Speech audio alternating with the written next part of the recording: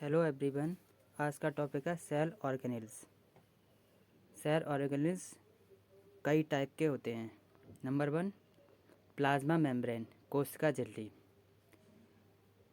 Plasma membrane उसे कहते हैं, सेल्स के आउटर लेयर को हम प्लाज्मा मेम्ब्रेन कहते हैं।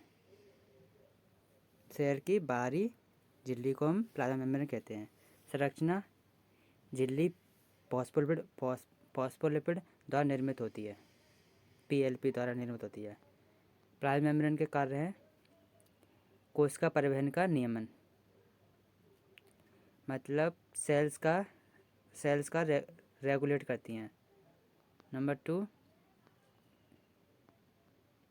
चयनात्मक पारगम्य। नंबर 3, कोशिका का संपर्क व आकृति का नियमन, मतलब सेल्स ट्रांसफर एंड शेप का नियमन भी करती है। नंबर 2, गोल्जी काय। गोल्जी काय की खोज कैमिलो गोल्जी ने की थी। दिस जे स्ट्रक्चर गोल्जी काय की। संरचना: केंद्र के समीप पाई जाती है गोल्जी बॉडी। इसमें ट्रांजिशनल वेसिकल, सिस्टर्नी, स्रावी वेसिकल एवं संग्राही वेसिकल पाई जाती है। इसके फंक्शन है secretion. Number 1, secretion. Number 2, sperm में एक्रोसोम का निर्माण करना। नंबर 3, लाइसोसोम का निर्माण करना, formation of lysosome, formation of acrosome in the sperms. Number 3, lysosome. इसकी खोज डी डुबे ने की थी। स्ट्रक्चर ऑफ लाइसोसोम, लाइसोसोम की संरचना। लाइसोसोम को हम सुसाइडिकल बैग भी कहते हैं, आत्मघाती थैली भी कहते हैं। यह एक प्रकार की मेम्ब्रेन द्वारा निर्मित होती है। इसमें अनेक एंजाइम पाए जाते हैं। इनमें पॉलीमॉर्फिज्म भी पाई जाती है, बहुरूपता।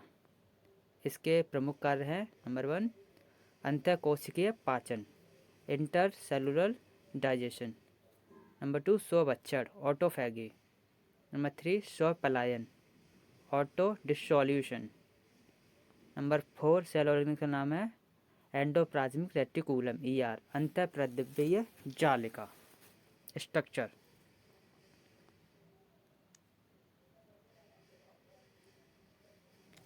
सिस्टर्नी वेसिकल्स एंड ट्यूब्यूल्स द्वारा निर्मित होती है। एंडोप्लाज्मिक रेटिकुलम एंडोप्लाज्मिक रेटिकुलम दो प्रकार के होते हैं। Number 1, RER, rough endoplasmic reticulum. इस पर राइबोसोम उपस्थित होते हैं। Number 2, SER, smooth endoplasmic reticulum. इस पर राइबोसोम उपस्थित नहीं होते। इसके कार्य: प्रोटीन सिंथेसिस में, ग्लाइकोजन सिंथेसिस में, स्टेरॉयड सिंथेसिस में कार्य करना।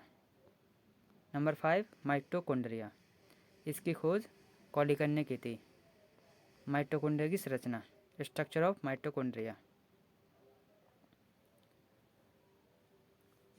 डबल लेयर द्वारा ये मेम्ब्रेन निर्मित होती है, तब डबल लेयर द्वारा ये बनी होती है माइटोकॉन्ड्रिया। भीतरी आउटर लेयर पर बलन पाए जाते हैं,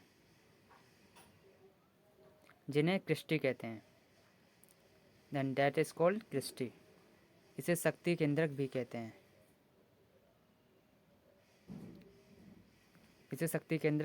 इसे पावर हाउस ऑफ सेल भी कहते हैं। कोशिका का माइटोकॉन्ड्रिया को कोशिका का बिजली घर भी कहते हैं, power house of cell. DNA की उपस्थिति के कारण प्रतिकारण पाया जाता है।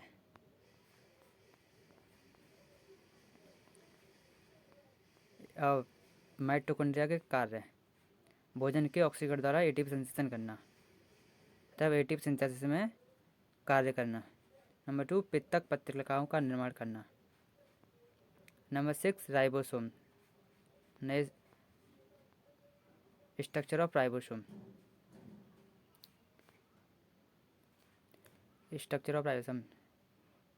सिंगल लेयर अनुपस्थित होती है राइबोसोम में।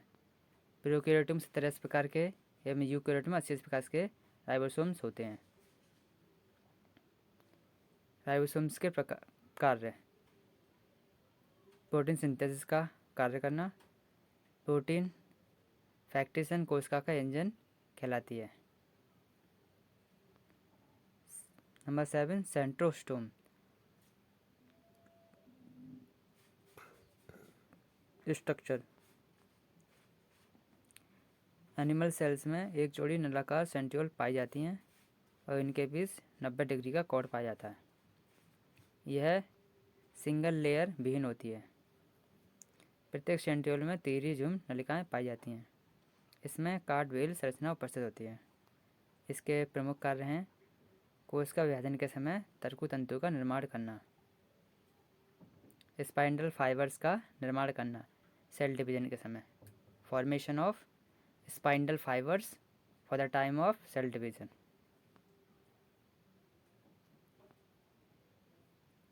नंबर 8 केंद्रक झिल्ली न्यूक्लियर मेम्ब्रेन। स्ट्रक्चर ऑफ यह डबल लेयर द्वारा निर्मित होती है। इसकी झिल्ली पर केंद्रक पाए जाते हैं। केंद्रक क्षेत्र भी पाए जाते हैं। न्यूक्लियस पोर्स भी पाए जाते हैं। अंतर केंद्र झिल्ली पर फाइबर्स लेमिना परत पाई जाती है। ये देखिए न्यूक्लियर पोर्स भी पाए जाते हैं आउटर लेयर पर, न्यूक्लियर मेम्ब्रेन भी आउटर लेयर और भीतर क्रोमेटिन्स पाई जाती हैं। ये जो फाइबर्स है न्यूक्लियस इसके ऊपर होता है। केंद्रक झिल्ली के कार्य केंद्रक एवं कोशिका द्रव्य के बीच परिवहन का नियमन करना। तब न्यूक्लियस एंड न्यूक्लियोलस परिवहन का नियमन करना, रेगुलेशन ऑफ।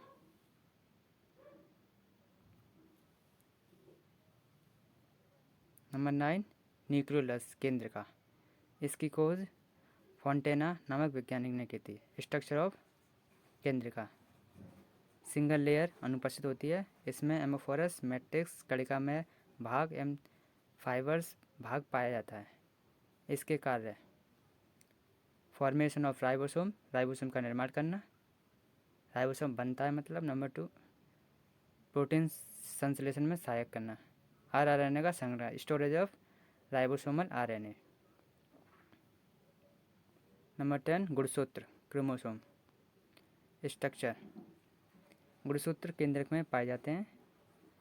डिवीजन के समय दिखाई नहीं देते केंद्रक में।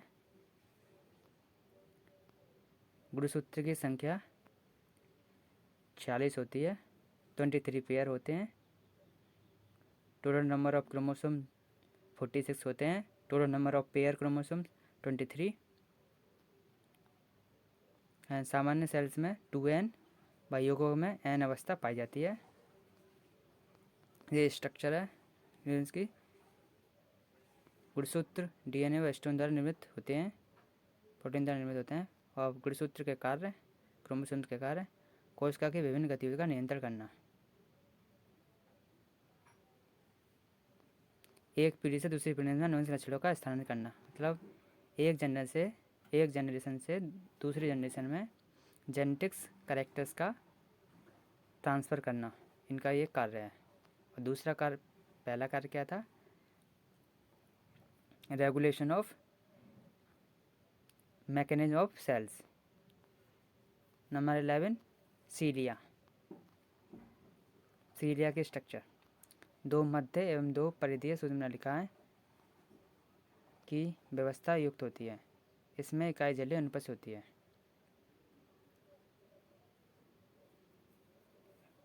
कार्य सीरियड्स में गमन एवं पोषण में सहायक होती है। सीरियड्स मतलब प्रोटोजोआ में सीरियड्स होते हैं ना, वो उसमें गमन एवं न्यूट्रिशन में सहायक होती है। जनन वाहिनियों गोनाड्स एंड ट्रैकिया में पाई जाती है। Number 12 flagella.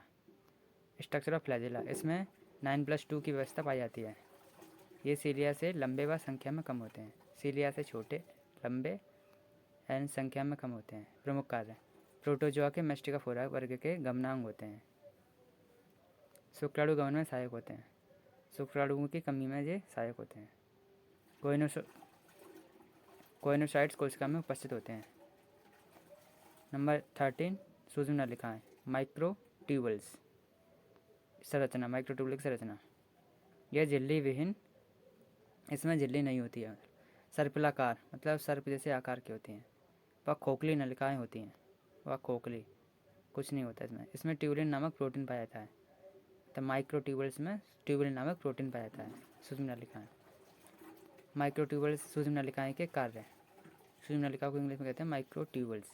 प्रमुख कार्य, ये पश्चमेविकाओं, कशाभिकाओं एवं सेंट्रियोल में पाई जाती हैं। सेंट्रियोल आदि में पाई जाती हैं।